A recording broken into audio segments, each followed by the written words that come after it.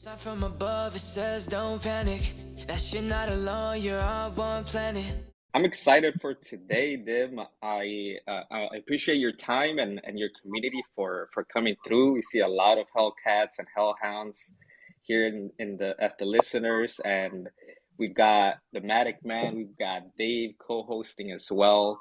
So I'm excited to learn, more about your project, what's going on now, what's going to happen in the future.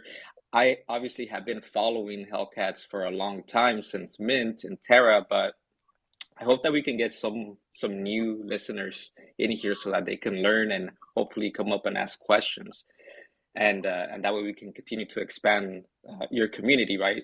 And so the goal for today is really just to learn all about Hellcats and Hellhounds. And so Dave, for the most part, he's one of our ambassadors, but he hosts his Twitter Spaces weekly. I think in January they're doing 3 a week, but he's always having creators and builders on his Twitter Spaces, and so I wanted to have him on this Twitter Space where we're calling From Idea to Launchpad, so that he can kind of lead the show. He's very good at hosting Twitter Spaces, and so what I'll do is I'll just kind of let him run the show here, and then MATIC Man and myself will just be here to support. And if there's any questions from the community, you guys can come up and request. And if there's questions about OnePlanet, we can help you with that as well. But that's the plan. That's the agenda for today. Awesome. Sounds good. I don't think that Dave and I have had the pleasure of doing a space together. So awesome to connect, Dave. Thanks for joining and appreciate your time as well. No, it's nice to meet you. And for everyone that hasn't met me, no pressure, right, Edwin? Thank you. I'm looking forward to this one and finding out a little bit more about Hellcats and just meeting you guys. And like you guys, like Edwin said, have turned up in numbers. And if you are listening, I'll tell you what will help everyone out is if you go and give the room a retweet before we get started. That's always very, very useful. We'd appreciate it very, very much. Dim, if there's anything else you'd like to share as well, just let us know or pop it up the top. I don't really know if you've got any other tweets that you want to show off today. Nah, that's all good. I just gave the initial tweet a retweet now, and but other than that, I'm all good. I'm all good. I guess Edwin. Well, I don't know. We said hello to Tony. I couldn't. This space didn't appear to be open for me for a few minutes, so I haven't said hello to Tony. How you doing, Tony? Hey, Dave, man, so excited to be in this space. And there's the old cliche that a rising tide lifts every ship, and the Hellcats, because of the momentum, they're helping lift the entire Polygon NFT space. So I'm excited about learning more from them about their amazing project. And Dave, I know you haven't been feeling well, but man, you're a legend. So glad you're in the space hosting it. No, thank you very much. And guys, I guess we get started then, Dim. And I mean, like for me, when I host AMAs, I kind of like to get to know you a little bit as like the founder and kind of what you're about. I know we're kind of tight on time here, like we've got the hour schedule, but if you want to sort of just quickly give an introduction to yourself, maybe how you came into crypto, maybe a little bit about your history before. For sure, man. So look, I got introduced to Bitcoin. This would have been in I think it was the end of 2020. I'm pretty sure it was. And look, before that introduction,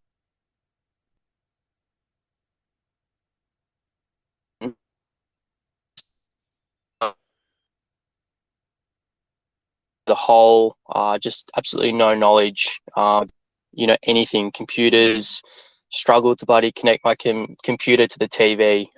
So when I was introduced to before that, my main sort of time was around sports and nutrition, and a lot of my work was involved in the sporting world. A few little marketing jobs here and there, and more to the point, I was focusing on my coaching career. There's a few Australians here in Aussie rules football. So coaching at a semi-professional level, as well as coaching people one-on-one. I did a lot of practice, dynamic neuromuscular stabilization, a lot of meditation, yoga, and in turn, just, self-development for people as well. So that was sort of like my main sort of cause and calling at that point. And that's one of my mentors actually introduced me to Bitcoin, and that's sort of where the curiosity trail began. And once that initial spark was ignited, that whole 2021, I essentially put everything aside, all my other work, all my other studies, and just focused purely on this space and educated myself for the year. I worked on various projects as a volunteer, didn't get paid for that year. And it was just learning, networking, and that were the main points of that year for me. And, was extremely fortunate to work on a project with Taylor. And look, we gelled quite well. We felt like our talents and our skills complemented each other really well. He's more of a creative mind and, very good marketer as well. And I'm probably a little bit more on the sort of business strategic side and finance. And I guess also one of my main skills through my coaching is my verbal skills as well, which, lends fantastically to this space. So, after honestly one phone call, which lasted about, I don't know, 5-10 minutes, it was just like, yeah, let's do this thing together. And that's sort of where it all begun. And Terra seemed like the perfect location for us. At that time, we were sort of looking at, I don't know, 3 to 5 other projects who had minted on Terra, very low viewership, very low volume on Terra as well at this point. And we just saw, a lot of people would look at that as like heaps of limitations as to building a project, but we really looked at that as an opportunity to create and forge or mold a space that we wanted to work in. And we did exactly that on Terra for 5 or 6 months and until the collapse, and, obviously reset after that collapse time. And we learned a lot about ourselves, our relationships, and then in turn, about our community and how to improve as we launched back on Polygon. And we took all those lessons that we learned on Terra, and we feel like we're in a really good place now, mentally, individually, and as a team. We feel like we've got a really clear path and a clear vision as to what we want to achieve and how we're going to achieve it. And then I suppose the next thing is just making sure that you have the means to be able to do that. So, one thing that the HellCats is renowned for is just such a high quality team.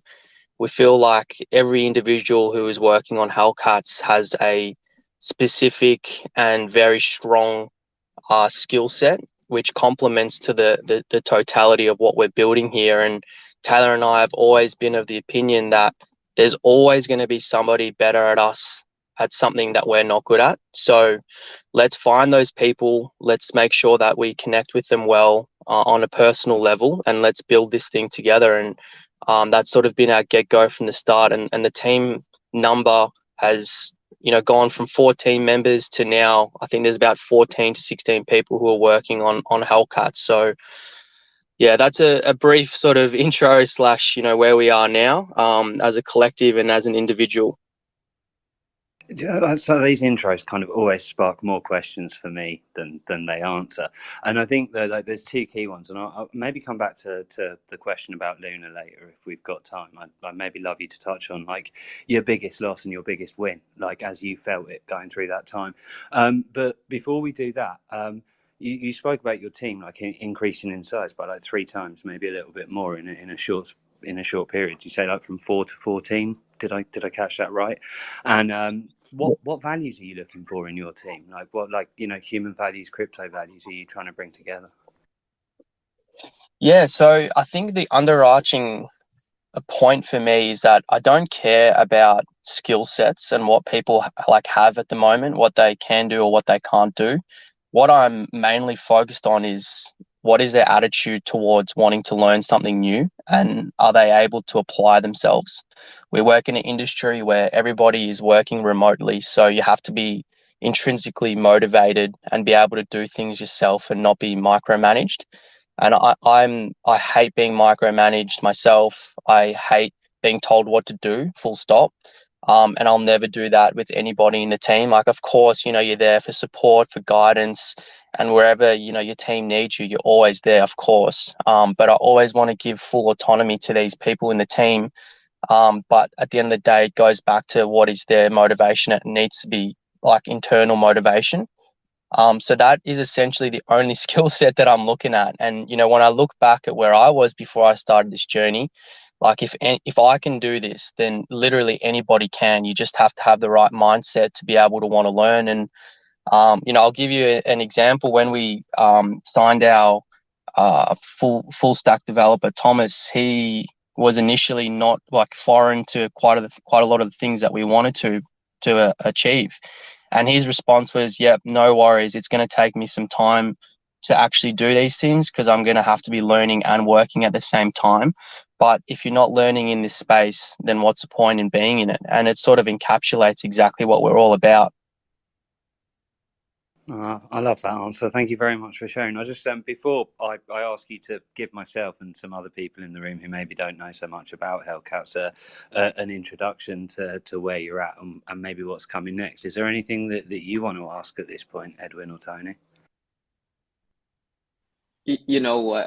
It's interesting, Dim. I just heard you talk about your initial career, and similarly, I went to school for sports medicine, and I got the opportunity to work for big companies like FedEx, Tesla, and ultimately the Las Vegas Raiders. And I think for me, it was a great experience because I learned a lot about like being in those environments where there's a lot of output, right? Like at the end of the day, what we're all doing here in the attention economy and trying to get new members onboarded and just people curious and interested in our projects, it takes a lot of energy, right? And it takes coming in daily and showing what your project is about and what you guys are building and transparency and so it's just interesting to see how you were able to transition from that career and into what you're doing now as well. But yeah, I just thought that was cool that you were doing that before. And Dave, I didn't have a question, but I just had a comment. It's really cool to get to be in a space like this and learn more about a project and also the team that's behind the project. And Dim, it's great to know you're a sports fan. I'm a huge sports fan as well. One of my best mates here in China is from Australia, was a professional football player there. And it's great. And to know that you weren't one of those guys who've always been techie, that it's something you've picked up in recent years, and to see what you've done with it is just amazing. I think that's an encouragement to people just getting started in the space. So yeah, it's great to hear this. Well, I suppose I should get to know a little bit more about HellCats then, really, guys. I think I've had a little look and I've got an overview. Like, your website's spot on, and for anyone that wants to go and have a look, hellcatsnft.com, loads of information there. But like the introduction to the project and maybe the pillars concept that you guys have got going on would be useful not only for myself but for a lot of other people in the room potentially. Yeah, absolutely. So, if I start with a really broad overview, the first couple of things that define us as a project are the community, collaboration, and creativity. And those three core things are essentially at the pinnacle of everything that we do in terms of development-wise. So when I start to sort of branch out on those type of things, then you can sort of be a little bit more specific with, niche areas of your project. But one thing that has stayed with us from the very get-go, and I think this is really important for identification and connectiveness with digital art, is that we've had a really strong branding behind being troublemakers. And our hashtag raise hell. So where that sort of derives from is that we appreciate that, we are the outcasts, so to speak, of society, and that we are not seen upon as like, your traditional methods to be working. And, when you go chat about crypto and NFTs to your friends, you might get looked at a little bit weird, or, just little pump and dump schemes and these type of things. And initially getting started in this field, you sometimes feel a little bit skittish or shy about that. But as we've grown into this, you want to really take a stranglehold of that identification and be like, you know what? I am fucking different and I'm happy about it. And I'm proud to be in this space and develop this space and make it into something that, I can look back on in a few years and be like, hey, this is cool. We did that. We left this mark on it. And that's where the troublemaker spirit comes from. It's like taking that on board and being like, yeah, okay, let's do this, And with that, you get to band with your brothers online, because whatever you're experiencing, everybody else is similar experiencing, in their real life scenario as well, whether it's with family, friends, and whatnot. So that's sort of where it all derives from. That's like the very number one base point. And then as we expand from there, you look into three main pillars of work, which is the digital aspect. So, for instance sake, the best way to put that is if I scroll down on this Twitter space and I look at the HellCats and the PFPs, I don't even need to know the names of the people because I know which PFP belongs to which person. So creating this identification with your PFP and like your online identity is just integral to make sure that this digital art has an impact on the individual and then their online representation. And that's why the Hellcats are so prominent, because they have so much personality. Each cat represents a person and a part of their life. Then we sort of go down to the second pillar, which is the physical aspect, something that I feel like only really scratched the surface with. It's definitely a key pillar of ours. We're currently in the process of launching our second product line of merchandise. We have a lot of plans on how we're going to really amplify that, but we just feel that right now it's not in our sort of like number one priority area. But yeah, if you jump on our website, you'll see our second line of merchandise going. And, we have a designer in Hong Kong. She's well connected, and, our fabrics and cuts are from Champion. So very high quality, great fabrics, great materials. And then we have a model based in Melbourne as well, who has been helping us with our direction and where we want to take that in the future. So it's definitely something there that's going to be a core pillar for a long time to come. And then the third one is our world and law. So, who are the HellCats? Who is my HellCat? What relationship does my HellCat have with the next one? Where does my HellCat live? Where does he hang out? What is he like doing? And we do answer those questions through our comics and lore building. So we've only launched one comic live. We've finished the second one. We'll launch that in due course. And we also have a creative writer, Viviana, who is busy at work in the background creating all that stuff. And we also will venture into the animations world as well. And that'll add an extra layer. But we believe that will be more prominent in maybe not necessarily a bull market, but a time where there's more viewership in the space, because that's just great marketing material. And it would be best used, say, for instance sake, when youths, arrive on Polygon, we have X amount more users and we can start launching these animations and gather more people. So they're essentially the three main pillars. But the fourth one that we've introduced recently is our technical development. And this is where all our time and resources are going into at the moment. And for those who have been involved already in our community, we didn't have any tech essentially on Terra, and where we've come to today. We've started on a Squarespace website, and now we have a full stack dev, 2 front end devs, a blockchain dev, and it's just amazing to see those guys cooperate and work together. And we've introduced the marketplace, which is a huge step for us, and obviously a token, TMT off-chain token, that is creating a sustainable economy for our holders as well. A lot of mistakes that we're going to make or have made already with it, but that was the purpose of launching it off-chain. It's not costing anybody money, and it's essentially just a loyalty based point system for those who are within our community. And with now the HellCats store up and running, with buy now features, add to cart feature, as well as, of course, the raffles and whatnot, we can really amplify that and scale that to a large source, and have other people use our marketplace as well when the time is right. So, and obviously, having TMT as the base currency within that ecosystem is just massive value for the holders of any troublemaker. So that's sort of a wrap up of the core pillars of what we're building here. I think the thing that clearly stands out to me from, like, if you're looking on your website, is how you've managed to kind of wrap those pillars of what you want to achieve into everything you're doing. Is that, you've got a 75% like engagement rate in staking on your NFTs.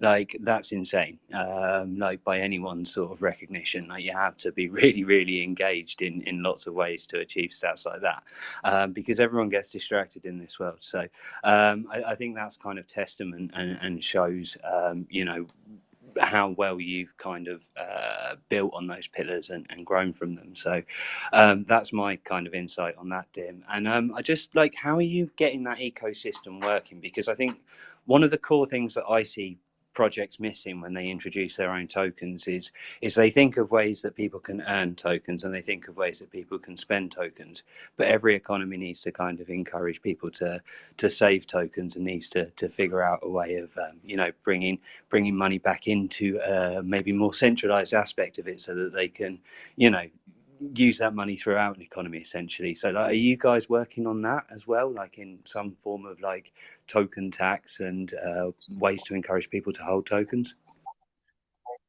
Yeah, for sure. And look, it is definitely a balancing act. And for those who aren't familiar with TMT as a whole, so it's a unique gamified mechanic, and it's essentially just there to reward our community members. So it's going to align our incentives of our long-term vision, our long-term holders, and the HellCats vision, the core pillars that I just mentioned there. And then the HellCats store is obviously where you spend the TMT, for instance sake, NFTs, real world experiences, whitelist for our upcoming mints, our merchandise. So, and just to clarify, it's an off-chain token and non-transferable. So yeah, just a loyalty point system. So, it's a complete balancing act, and we're learning as we go as well. What do people want, and what don't they want, and what do they see as value? So it's all just a learning game at the moment. We're all new to it as well.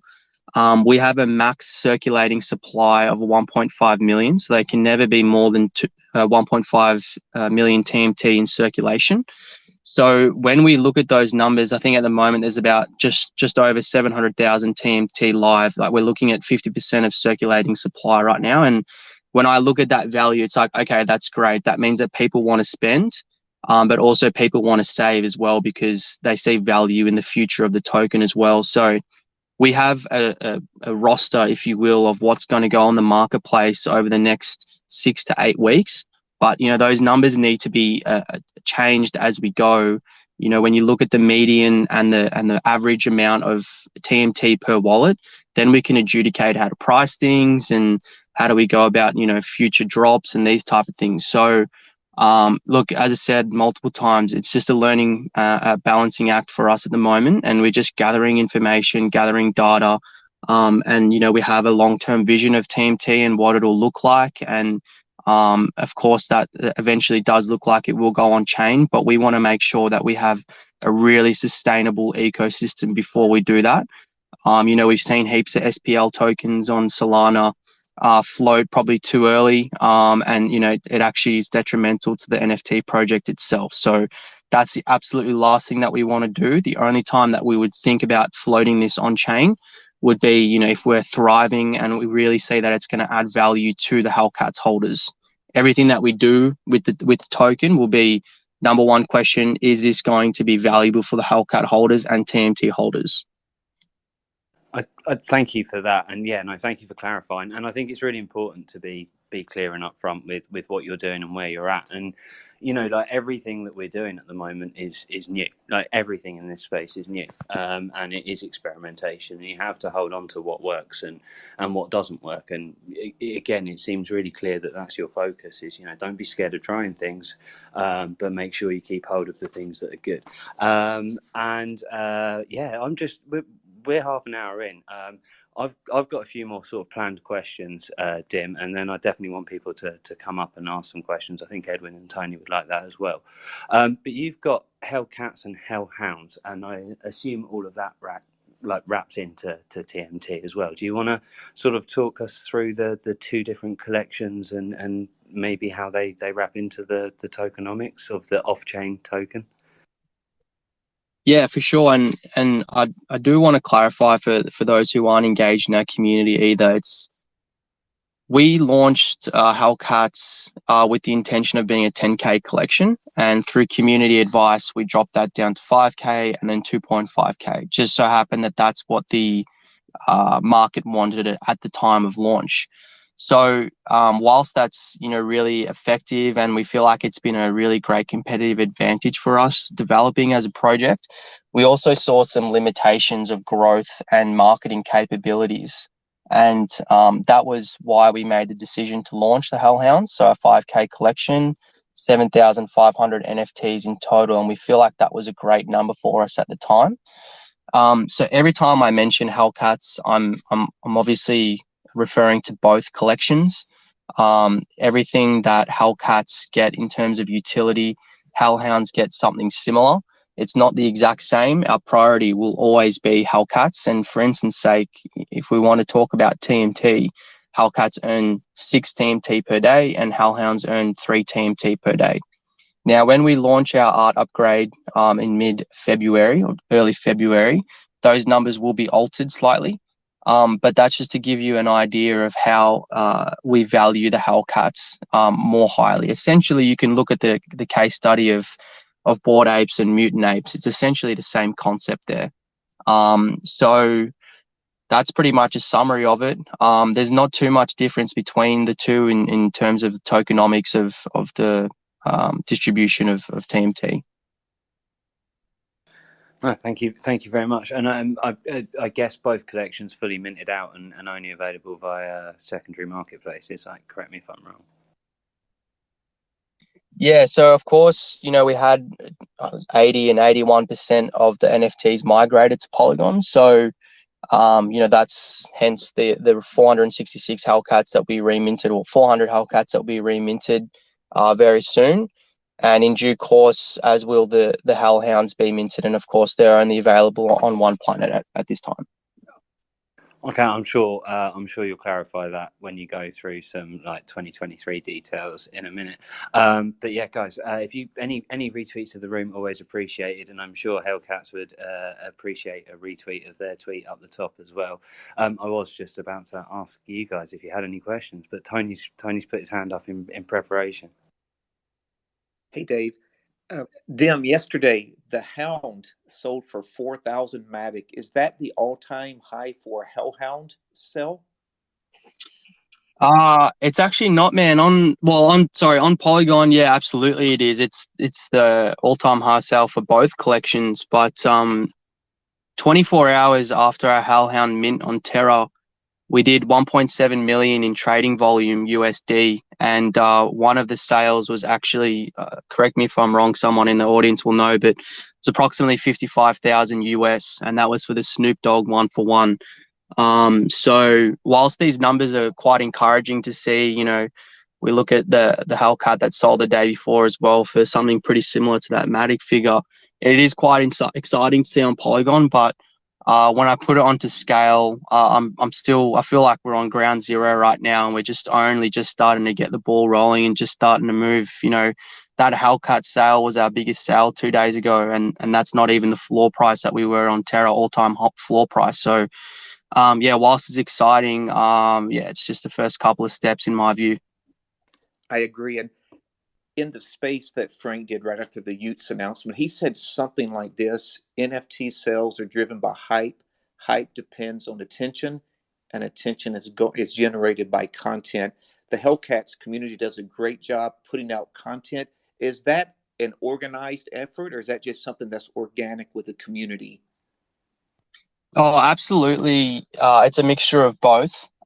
So recently for the Hellcats remint, we've set up a partnership with Crew 3 and set up our quest for those XP points. And, you know, the top 1 to 50 get a whitelist, and there's a bunch of other prizes that are set out at there as well. And we feel like it's been super for our online engagement. Off the top of my head, the last time I checked, you know, our impressions had gone up over 600%. You know, our profile visits had gone, you know, something similar. And we had over 220,000 impressions over the last 14 days on Twitter. So it's absolutely been phenomenal for us to get that viewership on our project and our community. And essentially the way that we want to build out the future is that our marketing is evergreen, in a sense that everybody who purchases or everybody who joins our community feels like so wholesome being within our community that they want to share.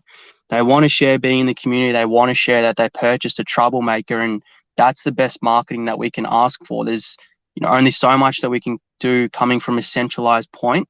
But, you know, when, say, you purchase an item and you post it on Twitter, how good does it feel getting, you know, 100 likes, 50 retweets on your purchase? It's just like, wow, you know, this is a place that I want to call home. And that's a key pillar of how we want to build out our technological infrastructure as we get into this Q1 of 2023. Thanks, Dan. We got Yadas here in the house. He's the community manager for HellCats. Just wanted to check in and see if you got some comments here.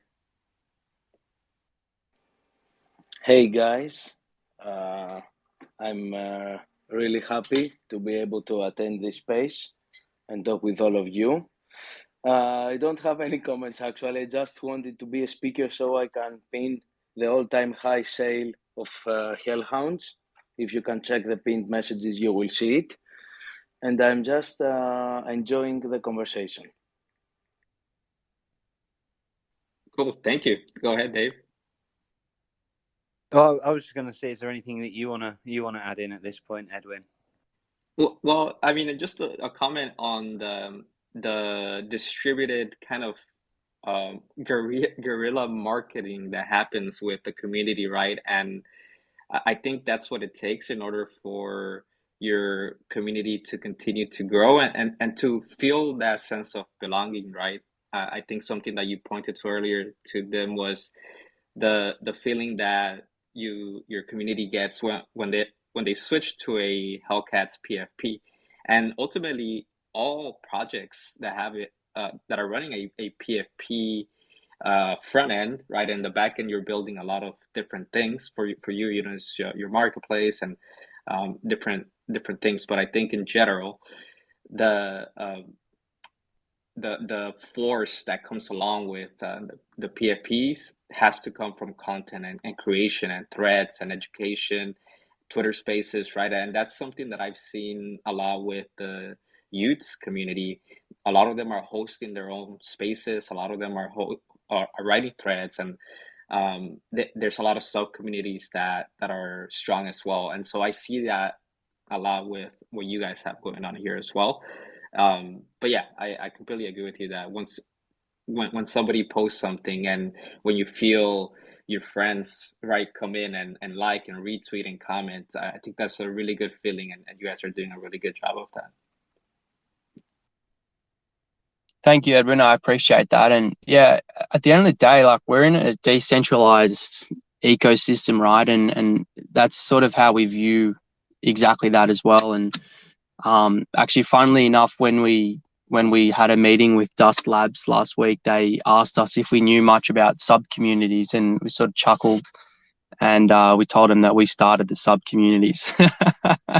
But we've actually had a really good focus over the last 2 weeks or so about actually revitalizing and pouring resources into our sub communities. And we think it's a really strong way to actually engage in all those things that we're just discussing, right? So the HCMC, the HellCats Motorbike Club, the Visors, the Poker Guys, Iced Out, and Afterlife are probably the four key ones in HellCats at the moment.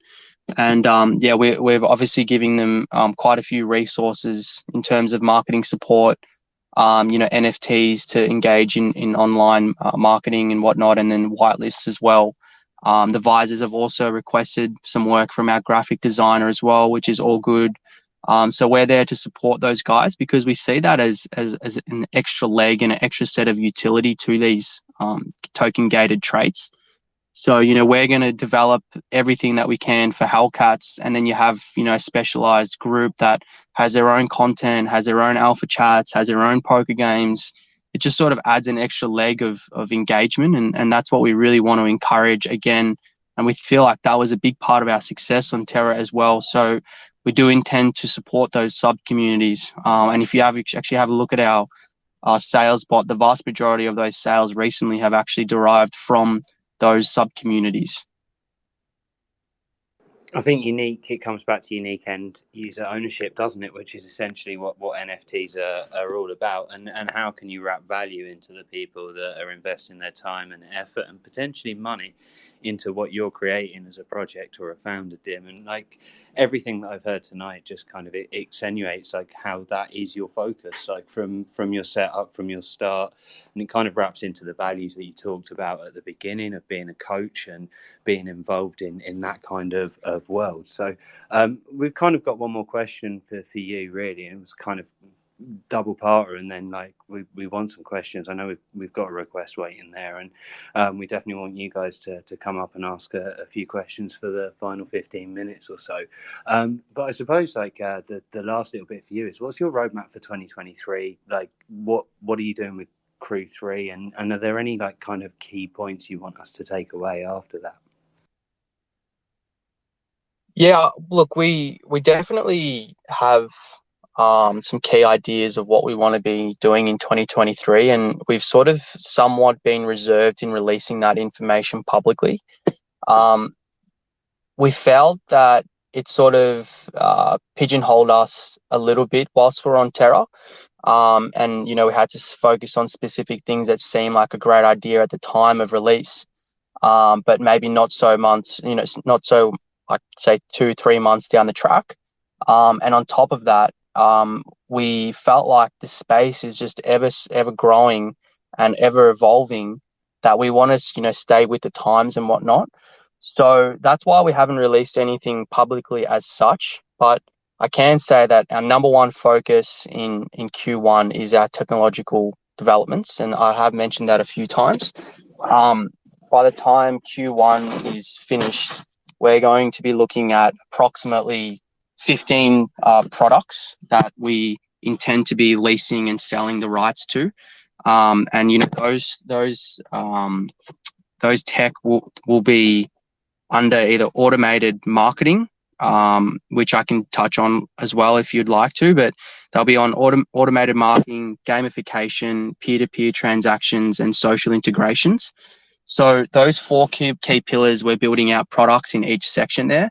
And that's what our main focus is on. Now, our secondary focus is, we have a lot on our plate when it comes to the remint, as well as our art upgrade. So the art upgrade is actually part of the technical development side of things. But, what goes with that as well is obviously improving an already amazing digital art collection, which Taylor and the artist team have been working on tirelessly for the last 4 to 6 months. So, each trait has been redesigned, redeveloped. Some have been removed, some have just been slightly enhanced. So that's sort of like our main focus over the next sort of 6 weeks, I would suggest. Because obviously the same thing is happening with the Hellhounds. But yeah, I think other than that, we have little bits and pieces going on in the sides, with our comics. They will be published at some point this year as well, and sold at Comic Cons. We do have our animation sector as well, our brandings, our clothing brand as well. So yeah, look, bits and pieces here and there, but as a whole, it's all about the tech infrastructure right now. I like that, and like you say, like you can't have if you pigeonhole yourself, if you commit to something, like you say, and I've done it too many times in my short time in this space already, and having that flexibility and adaptability is really, really key.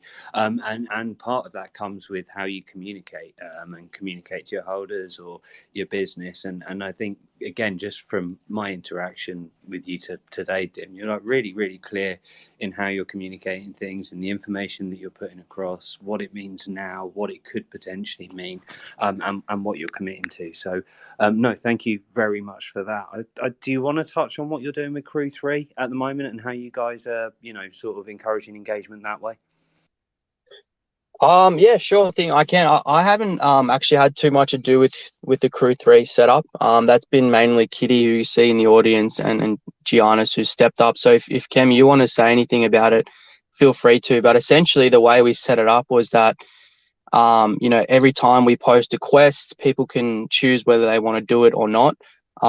If you do end up doing it, you earn XP points, which throws you up on a leaderboard.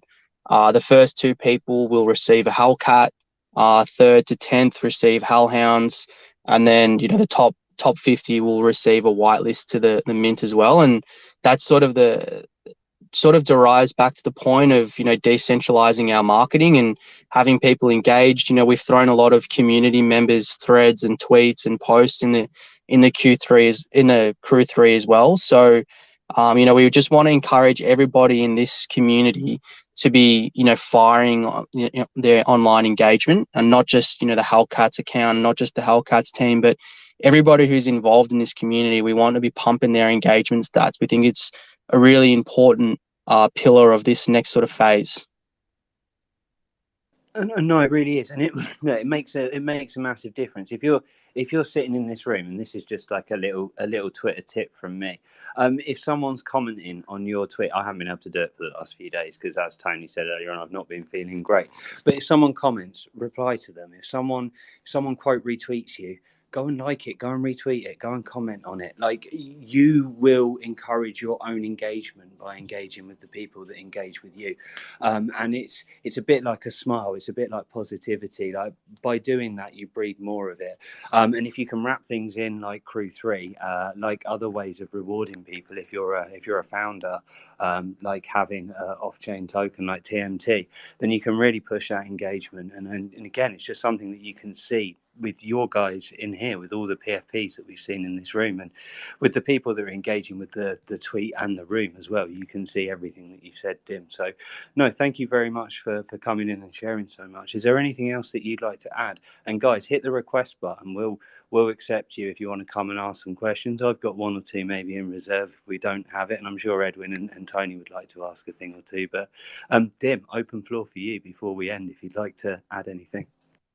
Sounds good. I'm all good. I think I've mentioned pretty much everything that I'd like to share. So yeah, if anyone has any questions, jump on. I appreciate that some people may not feel comfortable to jump on this space. I'm always available on the HellCats Discord. DMs are always open on Twitter as well. So if something pops up in your head after this as well, and you want to shoot me a message, I'm always available. And you can always use that bottom right-hand corner box if you can't chat, before I go to Tony and then anyone else. If you can't come up and chat and you want to ask a question, use the chat box in the bottom right-hand corner, and either Tony, Edwin, or myself will ask Dim for you. But Tony, first of all.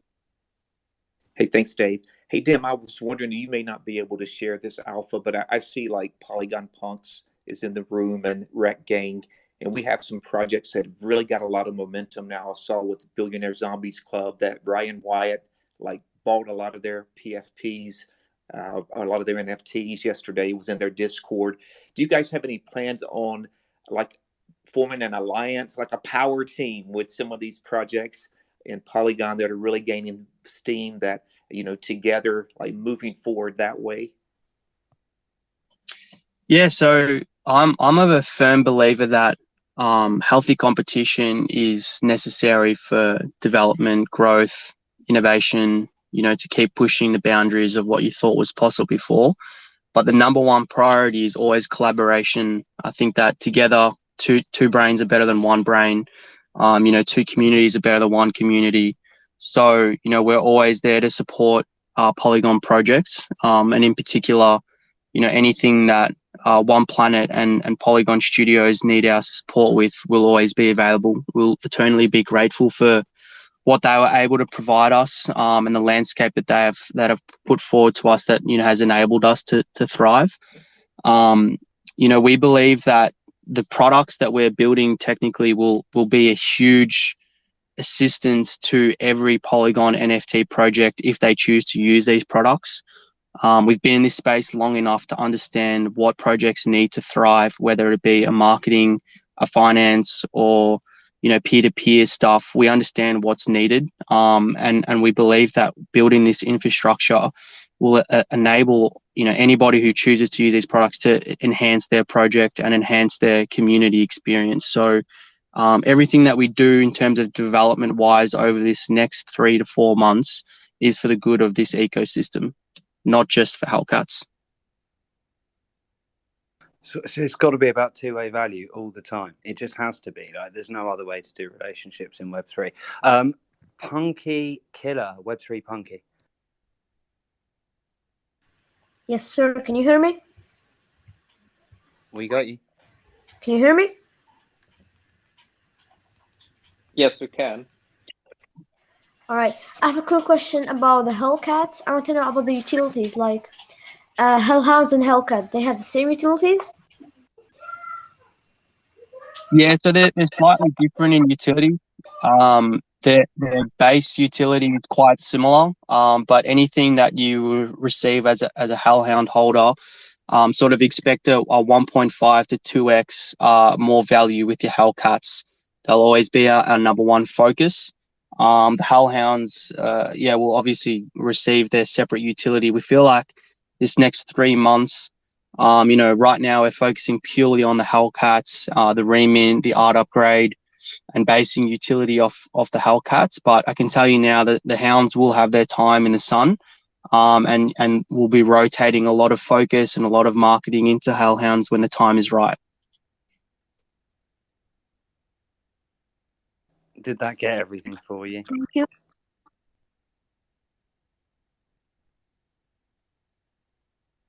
Amazing. And CoinStoic. And by the way, guys, we've got a little more time. If there's any more questions, hit the request. But CoinStoic. Thanks. Thanks for having me up. Can you all hear me? No worries, man. Good to hear your voice. Can you hear me? Sorry. Yes, we can hear you. Go ahead. Okay. Oh, thanks. Long time holder. I really just wanted to echo a comment about the sub communities. You know, for me, I think shout out to also Sweaty Sally's is another one that I'm particularly fond of. But it really adds value to traits that may not necessarily be the highest rarity, and really drives, I think, from what I've seen, you know, sales throughout the collection where, you know, you may normally get stuck with sales at the floor and at the very top, most desirable. It really adds value there.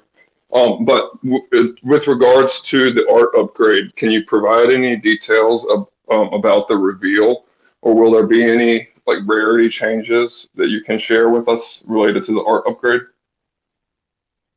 I can give you a basic overview.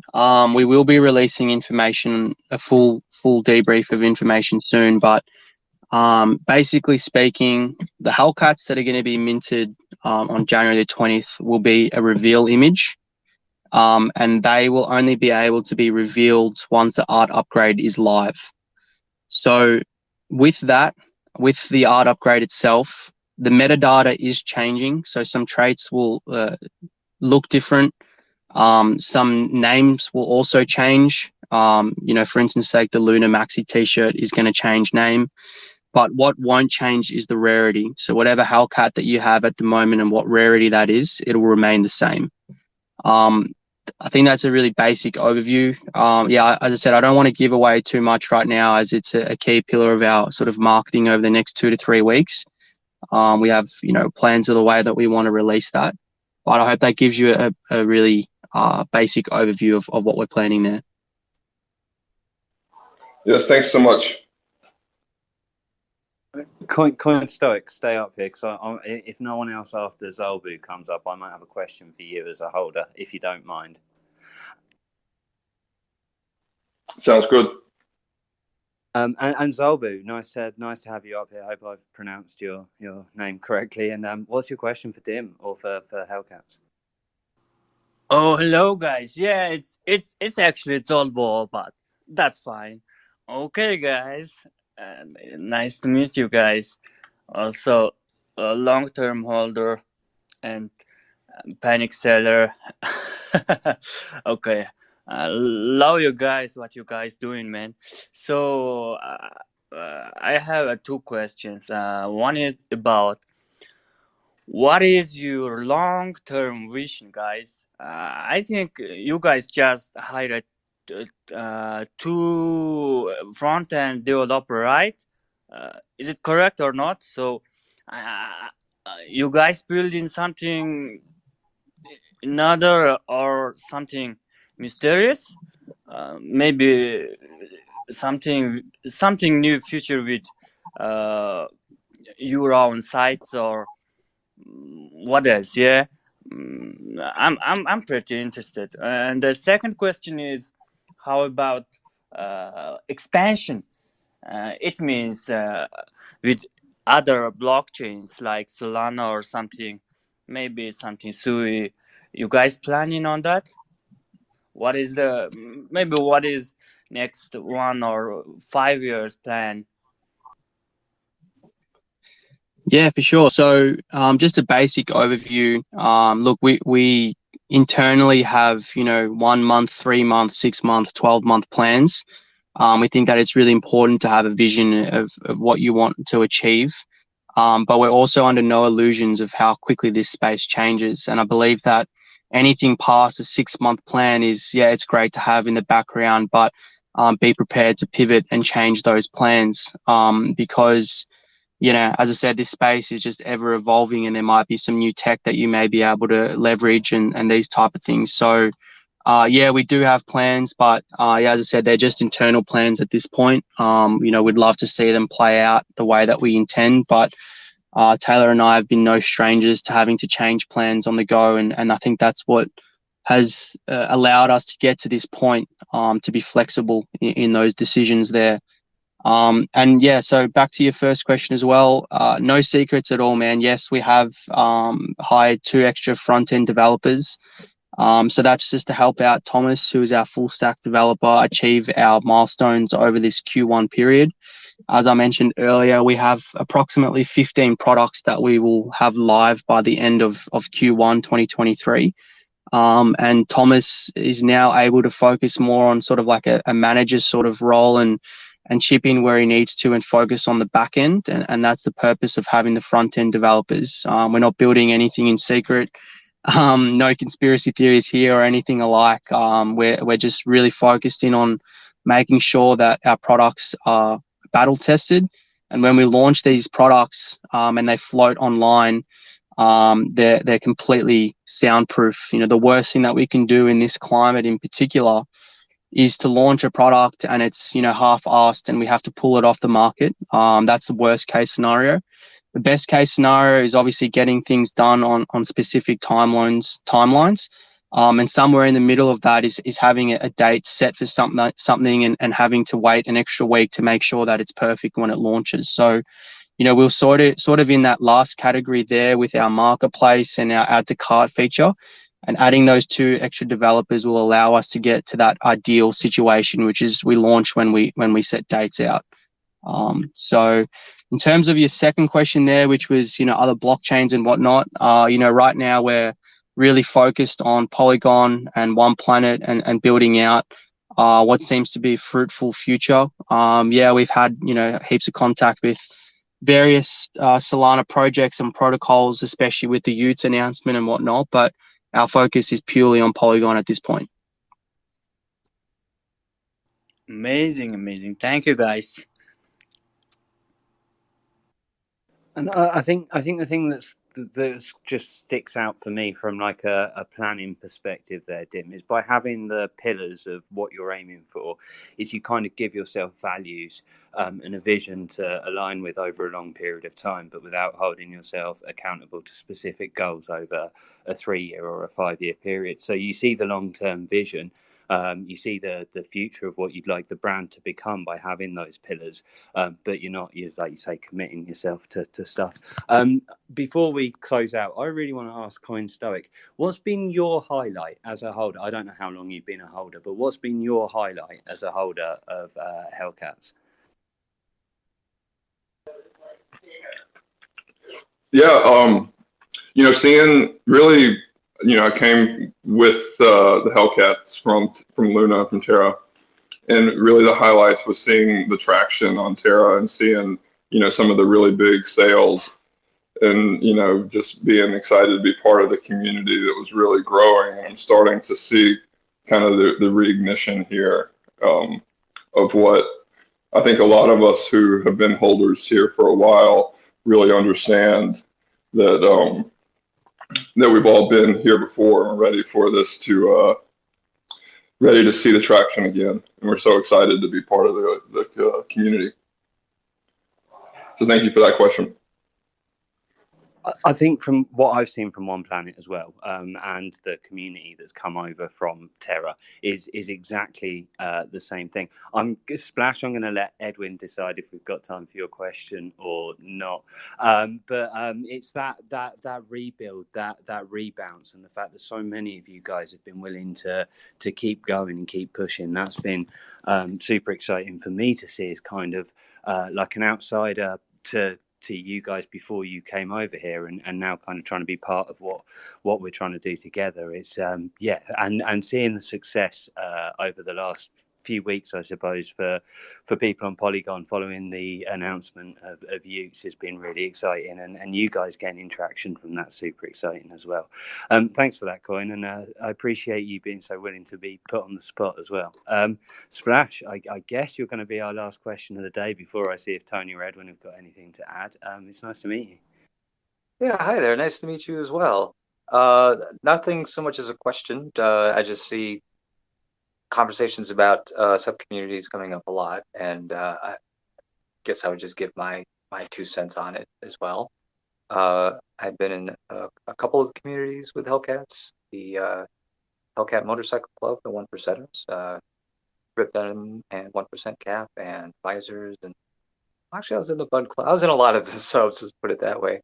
But you were just asking more about I guess expanding and going deeper on that and having a take on it. And what struck me being in these things is the people that form the committees to vote and put proposals and push forward behind the scenes, the sub communities of what's going on is inspiring, because it's not really a paid position. It's sort of like volunteering for a nonprofit or whatnot.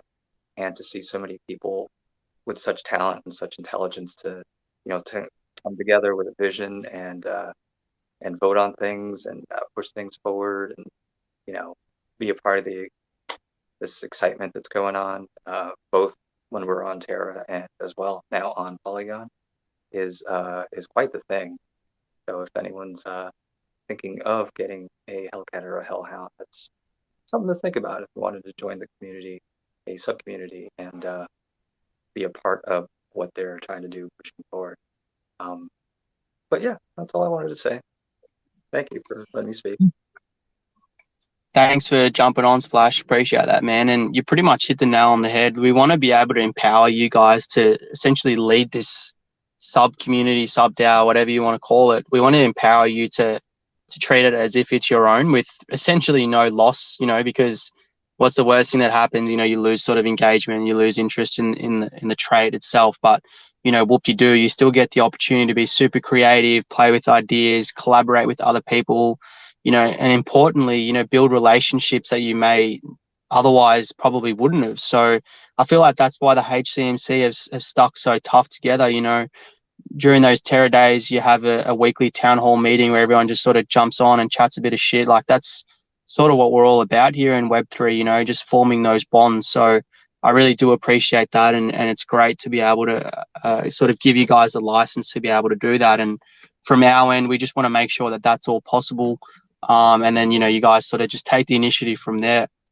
So that's great. I also just saw a comment from Polly who said that he can't speak because his baby's sleeping. And he asked about my thoughts on our decision to choose Polygon over Solana. And I think this is a quite important question and something that I've actually been asked quite a bit over the last month or so when I've been on the Utes podcast, Twitter Spaces and whatnot. So, look, a brief summary of why we did that, and those who have been in our community know that we initially chose Solana. We felt like at the time it was probably a good decision, but in hindsight, a rash decision that, an error that we made, poor judgment on, and I'll take full responsibility for that. As time progressed over that sort of week, month or whatnot, it really did seem like a good idea.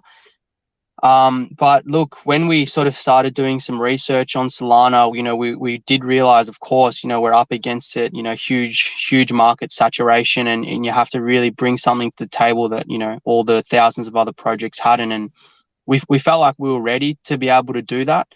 But when we had a conversation with OnePlanet, and Polygon Studios, just the care and the personable questions and future development questions, and I just sort of felt like it was like talking, in a really personable sense rather than a business sense, and it sort of sparked our curiosity about, what is Polygon all about, and it sort of set us off on a journey of curiosity to see, like, hey, what is this space all about? Because there aren't too many PFPs, if any, on Polygon at this point.